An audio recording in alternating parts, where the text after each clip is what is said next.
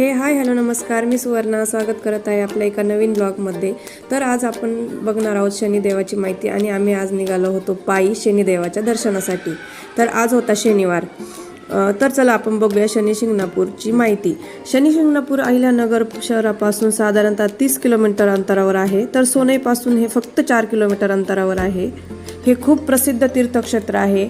येथे शनिदेव हे स्वयंभू पाषाण रूपात विराजमान आहेत. आता तुम्हाला जर शिर्डीपासून यायचे असेल तर खूपच सोपे आहे. तेथून खूप जवळ देखील आहे, साधारणतः 40 किलोमीटर अंतर आहे. तर पुण्याकडून येणार असाल तर 158 किलोमीटर अंतर इतके आहे. आणि जर तसेच तुम्ही नाशिकच्या साईडने येणार असाल तर 130 किलोमीटर एवढे अंतर आहे. या तीर्थाची गाथा ही खूप रंजक आहे. स्पेशली म्हणजे या गावात घरांना दुकानांना तुम्हाला कुलूप नावाचा प्रकार दिसणार नाही. आणि कोणी येथे चोरी करण्याच्या उद्देशाने आलाच तर शनिदेव हे त्यांना आपल्या पद्धतीने शिक्षा देतात. हे तुम्हाला तेथे अनुभवायला भेटेल. येथे अजूनही दरवाजे अन चौकटी घरांना नसताना चोरी न होण्याचे कारण म्हणजे फक्त आणि फक्त शनिदेव आहेत.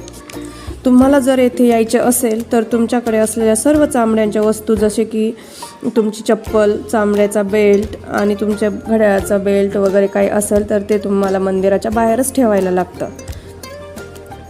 आणि हो, आणखीन एक गोष्ट लक्षात ठेवायची आहे. आपण जेव्हा दर्शन घेऊन जातो तेव्हा आपल्याला मागे वळून बघायचे नाही आहे. आता आपण जेव्हा भुयारी मार्गातून मंदिराकडे यायला निघतो तेव्हा तेथे पायरीवरच एक तुम्हाला त्रिशूळ दिसेल. त्याला आपल्याला आपण सोबत आणलेल्या रुईच्या झाडाच्या पानांच्या माळा आणि तुमच्याकडे जे काही काळे वस्त्र वगैरे आपण तिथून घेतलेले असतात ते तिथे तुम्हाला अर्पण करायचे असतात. तेल आणि उडीद डाळ, मोठे मीठ आणि काळे तीळ हे शनिदेवाच्या चौथऱ्याजवळ तुम्हाला हे अर्पण करायचे असतात. तर चला आता आपण शनी शिंगणापूरच्या शनिदेवाची कथा बघणार आहोत.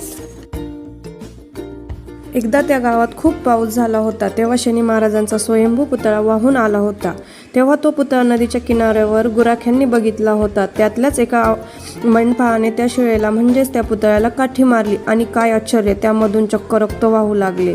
आणि ते गुराखी चकित झाले आणि हा चमत्कार बघण्यासाठी पूर्ण गाव हे जमा झाले.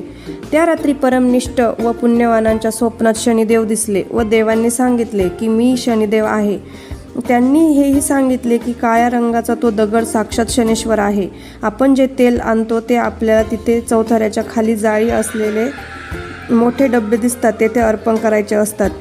ते तेल लोट्यामधून शनी महाराजांच्या शिळेवर थेंब थेंब पडत असते. आता आपण उरलेली कथा बघूया. तेव्हा तो दगड गुराख्यांना दिसला. तेव्हा ते दगड म्हणजेच शिळा आणण्यासाठी गेले तर काय चक्क तो दगड हलेनासा झाला.